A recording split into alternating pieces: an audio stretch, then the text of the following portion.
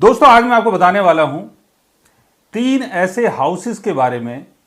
जब इन हाउसेस में कोई प्लैनेट बैठता है या किसी ग्रह की दशा चलती है और उसकी प्लेसमेंट अगर इन 3 हाउसेस में है या इन 3 हाउसेस के लॉर्ड्स की अगर दशा चलती है तो आप अपनी कामनाओं की पूर्ति करते हैं, यानी आपके अंदर कामनाएं पैदा होती हैं।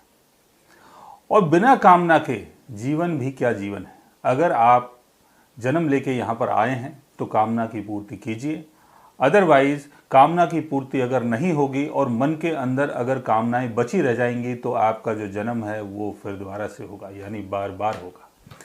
इसलिए जितना भी करना है कर लो और जितना भी समझना है समझ लो, क्योंकि जीवन जो है वो कुछ ना कुछ करने के लिए ही होता है। और जीवन में अगर आप आए हैं कुछ नहीं कर रहे हैं, शांत बैठे हुए हैं, तो उसका भी क्या फ़ायदा।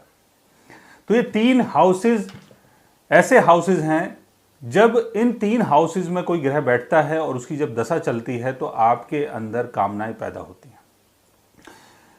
3rd हाउस, 7th हाउस और 11th house. 3rd house, 7th house और 11th हाउस, इन 3 हाउसेस को कामा हाउसेस बोला जाता है।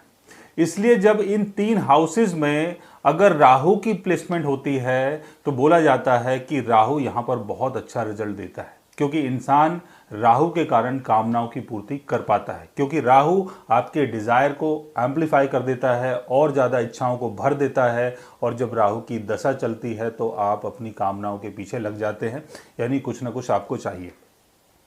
इन 3 हाउसेस के लॉर्ड्स अगर अपने एग्जल्टेशन में हो, अपने ओन साइन में हो, तो जीवन में कामनाओं की पूर्ति हो जाती है। इन 3 हाउसेस के लॉर्ड्स अगर वीक पोजीशन में होते हैं, जैसे अपने डब्लिटेशन में होते हैं, रेट्रोगेशन में होते हैं या कंबशन में होते हैं, तो कई बार कामनाओं की पूर्ति में बाधा आती है। इन 3 हाउसेस में अगर शनि की प्लेसमेंट होती है या 3 हाउसेस के लॉर्ड्स अगर शनि के साथ प्लेस्ड होते हैं या इन 3 हाउसेस में अगर शनि की दृष्टि पड़ जाती है या इनके लॉर्ड्स के ऊपर अगर शनि की दृष्टि पड़ जाती है तो कामनाओं की पूर्ति में बाधा आ सकती है। इन 3 हाउसेस में अगर केतु की प्लेसमेंट होती है तो कामनाओं की जो पूर्ति है वो बहुत ही अर्ली एज में हो जाती है और कई बार आप जो हैं अपनी कामनाओं से मुक्त हो जाते हैं, यानी कामनाओं की पूर्ति